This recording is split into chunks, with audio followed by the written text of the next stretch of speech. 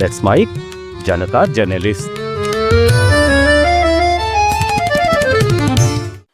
Let's mic Janata journalist में मैं रोशनलाल शर्मा।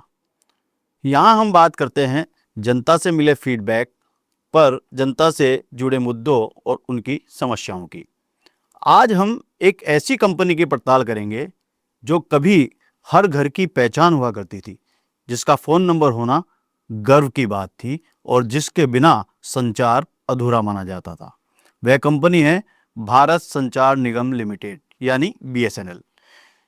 ये वही नाम है जिसने आज़ादी के बाद भारत की संचार व्यवस्था को सबसे पहले आम आदमी तक पहुंचाया। लेकिन आज हालात ये है कि लोग इसका नाम सुनते ही मजाक बना लेते हैं।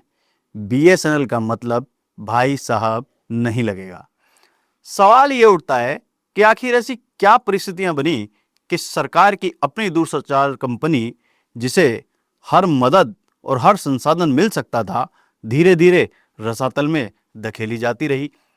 क्या ये किसी सुनियोजित नीतिगत असफलता का परिणाम था या फिर समय के साथ कदम न मिला पाने की मजबूरी? और क्या कभी फिर वह दौर लौट पाएगा जब BSNL का नेटवर्क देश का सबसे बड़ा सहारा माना जाता था?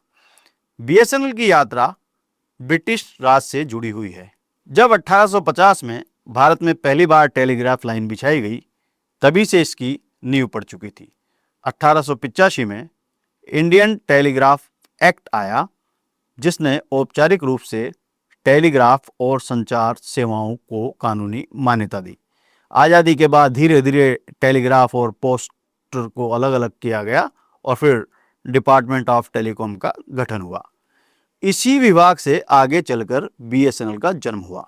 1 अक्टूबर 2000 को BSNL का औपचारिक गठन हुआ और इसे दूरसंचार मंत्रालय के अधीन रखा गया। इसकी जिम्मेदारी थी भारत के कोने कोने तक लैंडलाइन, मोबाइल, ब्रॉडबैंड और अन्य संचार सेवाएं पहुंचाना। शुरुआती वर्षों में तो BSNL ने टेलीग्राम सेवा भी चलाई, जो 2013 में बंद कर दी गई। कभी ऐसा समय था जब BSNL भारतीय संचार बाजार की रीढ़ हुआ करता था। 2007 में यह अपने चरम पर पहुंचा। उस समय कंपनी का सालाना राजस्व लगभग 40,000 करोड़ रुपए था। BSNL का बाजार हिस्सा 21% था और वह पूरे देश की सबसे प्रमुख टेलीकॉम कंपनी हुआ करती थी। उस समय अगर आप नया मोबाइल खरीदते तो सबसे पहले BSNL का ही सिम लिया जाता था।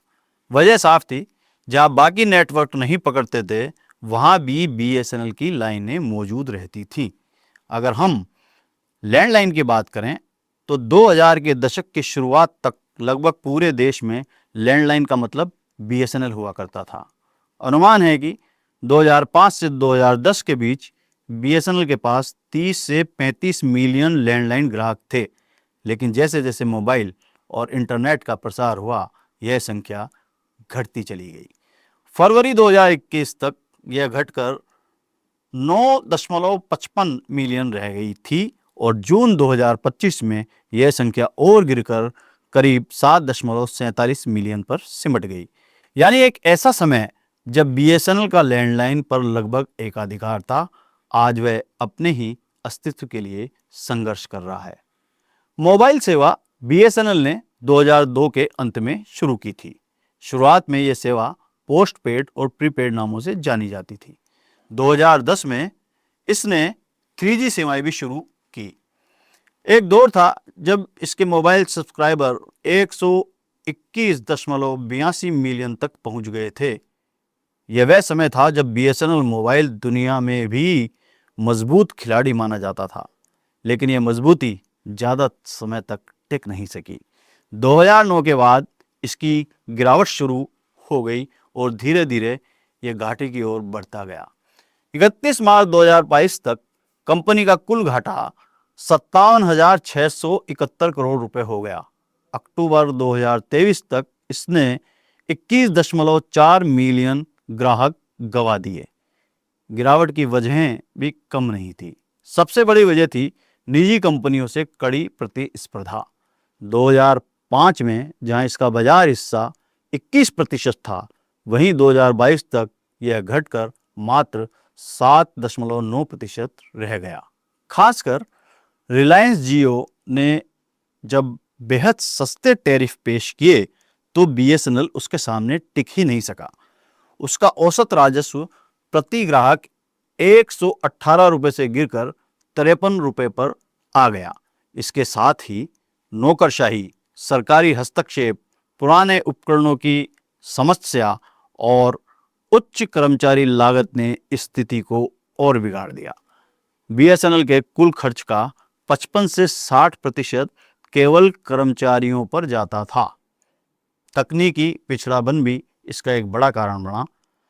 जब प्रतियोगी कंपनियां 4G और फिर 5G में आगे बढ़ रही थी, बीएसएनएल अब भी 2G और 3G में अटका हुआ था। आज की स्थिति यह है कि जून 2025 तक बीएसएनएल के पास केवल 90.46 मिलियन मोबाइल ग्राहक हैं और इसमें भी केवल 63% सक्रिय हैं। यानी इन लोगों के पास मोबाइल फ़ोन तो है, लेकिन उसका यूज वो लोग नहीं करते। यानी बड़ी संख्या में ग्राहक केवल नाम मात्र के हैं। ये साफ करता है कि कंपनी धीरे धीरे आम उपभोक्ता की प्राथमिकता की सूची से बाहर हो रही है। सवाल ये है कि बीएसएनएल मोबाइल सेवाओं में क्यों पिछड़ गया? दरअसल जब निजी कंपनियां 4G और फिर 5G सेवाओं में आगे बढ़ रही थी, बीएसएनएल को सरकार ने केवल स्वदेशी उपकरणों के इस्तेमाल तक सीमित कर दिया।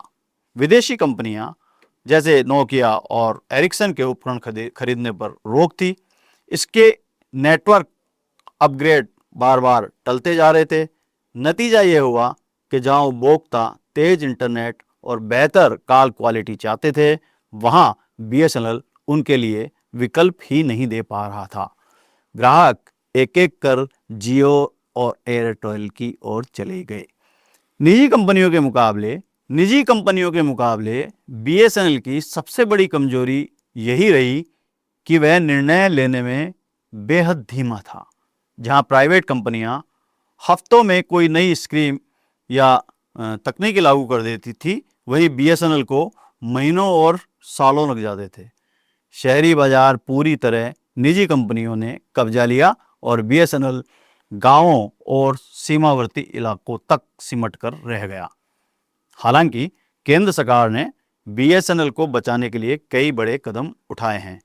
2019 में जब 3 चरणों में कुल 3.2 लाख करोड़ रुपए के पुनरुद्धार पैकेज दिए जा रहे थे, उनमें स्पेक्ट्रम खरीद, बॉन्ड गारंटी, कैपिटल व्यय और कर्मचारी खर्चों में कटौती जैसे कदम शामिल रहे।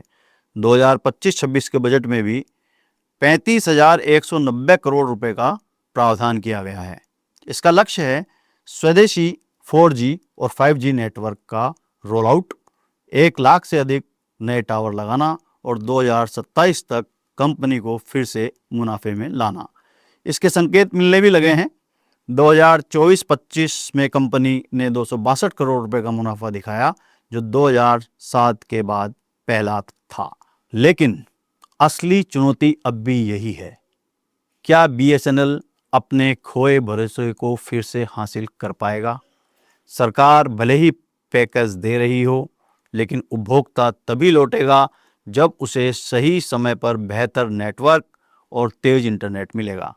अगर स्वदेशी तकनीक पर आधारित 4G और 5G रोल आउट समय पर और सुचारू रूप से हो गया, तो बीएसएनएल फिर से एक अहम खिलाड़ी बन सकता है।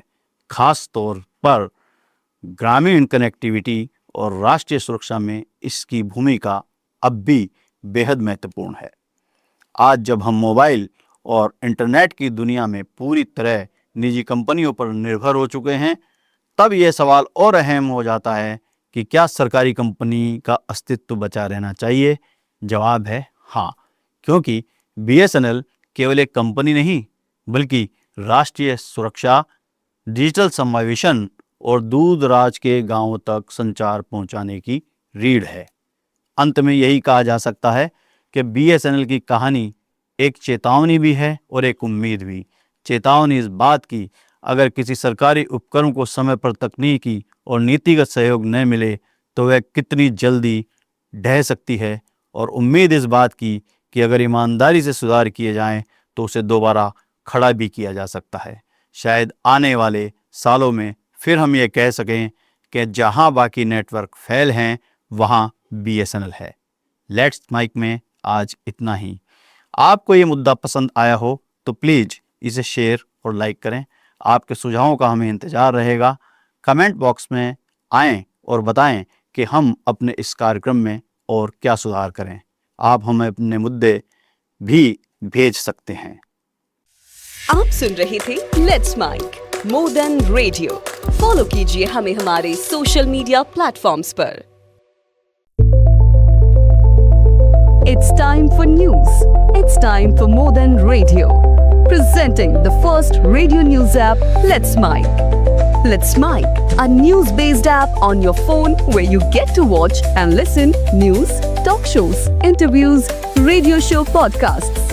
On Let's Mic, you get all relevant information of TV, print, radio, podcast, and digital. Let's Mic talks about every segment of life.